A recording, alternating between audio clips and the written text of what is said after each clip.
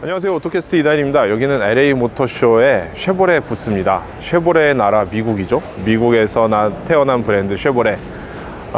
쉐보레 부스는 확실히 크게 잘 자리를 잡았어요. 여기 미국에서 하는 만큼 가장 큰 부스를 하고 있는데요. 얼마 전에 저희가 보내드렸던 세마쇼에서도 포드와 쉐보레가 가장 큰 부스를 차지하면서 메인에 올랐었죠. 여기서도 쉐보레는 메인 무대 거의 한가운데에 있습니다. 이쪽 사우스홀에서 가장 큰 공간을 사용하는 것 같아요. 저 웨스트홀에서는 포드가 굉장히 큰 공간을 썼는데 여기서는 쉐보레가 주인공이네요. 그 주인공의 제일 앞에는 이렇게 콜벳이 나와 있습니다. 콜벳 C8이죠. 이 차는 신차인데 그동안 모터쇼에서 꽤 여러 번 나왔었어요. 그래서 이미 익숙한 얼굴이긴 한데 이번에는 뚜껑을 벗었네요. 컨버터블 형태의 차로 나왔고요. 이 콜벳이란 게 굉장히 미국인들한테 그리고 쉐보레한테 상징적인 모델이다 보니까 이렇게 메인에 나와 있고 남녀노소 많은 사람들이 와서 궁금해하고 만져보고 있어요.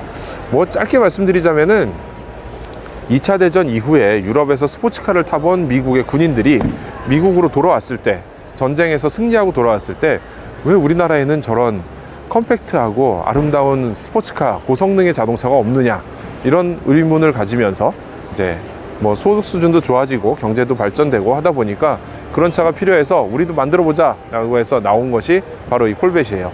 그리고 바로 이쪽 이렇게 보시면은 트레일블레이저가 있어요. 아마 저희 이다정 기자가 자세히 설명을 드릴 텐데, 저 트레일블레이저는 한국의 부평 공장에서 생산해서 전 세계로 수출하는 차입니다. GM은 전 세계의 공장을 굉장히 많이 가지고 있죠.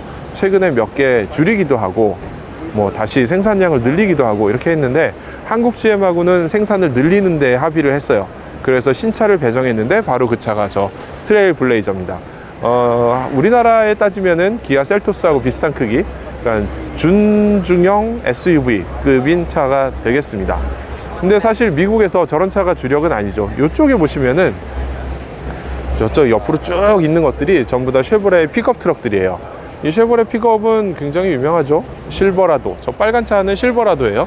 실버라도가 그렇게 큰 차가 아닌데 실버라도부터 시작해서 뭐 콜로라도, 물론 트래버스, 이코녹스 뭐 이런 차들을 다 여기다 전시를 하고 있어요. 쉐보레는 대중차 브랜드죠. 여기에 형제차 브랜드로 뷰익이 있는데요. 뷰익에 있는 차들과 여기 차들은 디자인이 좀 다르고 고급감 이런 것들을 좀 다르게 한 그런 것들이 특징들이 좀 있습니다.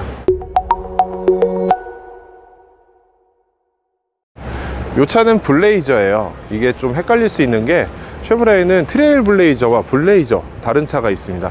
블레이저는 좀 더 큰 차예요. 우리나라로 치면은 산타페보다 크고 팰리세이드보다 작은 차, 5m가 안 되는 그런 차인데, 블레이저라는 차종이 있고요. 트레일 블레이저는 이거보다 훨씬 작은 거예요. 그리고 여기에는 우리나라에도 있는 차죠. 트래버스, 콜로라도하고 함께 들어왔던 SUV 트래버스가 전시가 되어 있고요. 그 뒤에는 전기차 볼트가 있어요. 그리고 그 뒤에 메인 무대가 있는데 굉장히 크게 구성을 해놨죠. 근데 이 메인 무대가 어제 프레스데이 첫 번째 날에는 저 위에 트레일블레이저를 메인에 올려서 월드 프리미어인 거를 강조를 했었는데요. 오늘은 구성을 바꿔서 아마 일반 공개 때도 이런 구성으로 갈 것 같은데 저기에 픽업 트럭을 얹어놨습니다.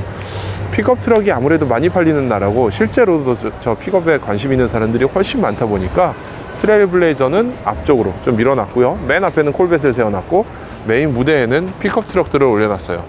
좀 뭐 느낌의 차이겠지만 미국에서 픽업 트럭을 보면 또 각각의 얼굴들이 좀 느낌이 있는데, 저는 이 쉐보레 픽업을 보면서 약간 좀 하얀색을 보니까 샌드위치 같은 겹겹이 햄하고 치즈하고 야채하고 잘 싸서 하얀 빵으로 딱 눌러놓은 샌드위치 같은 느낌.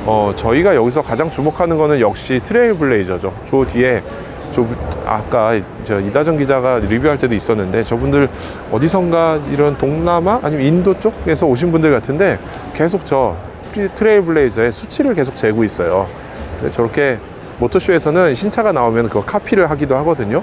좀 전에도 알버트 비어만 사장이 현대자동차죠, 여기 와가지고 이 차에 대해서 설명을 좀 듣고 자기 직원들이 이거를 공부를 해서 설명해주는 그런 모습을 볼 수 있었어요. 지금 뭐 아주 줄자 대놓고 열고 지금 몸을 다 재고 있네요. 사실 저 범퍼 길이를 재는 게 굉장히 중요한 요소긴 한데요. 저기 국가에 따라서는 범퍼의 총 길이가 몇을 넘으면 안 된다, 이런 규정이 있거든요. 그래서 우리나라에서도 사실 쉐보레 콜벳 카마로 이런 차들이 못 들어오는 이유가 콜벳은 지상고가 낮아서 그렇고요. 카마로 같은 경우는 범퍼 길이가 총 길이를 초과해가지고 이렇게 오각형으로 생겼잖아요. 너무 길어서 못 들어오는 차였는데 뭐 인증을 어찌어찌 해서 통과하게 됐다는 그런 얘기가 있습니다.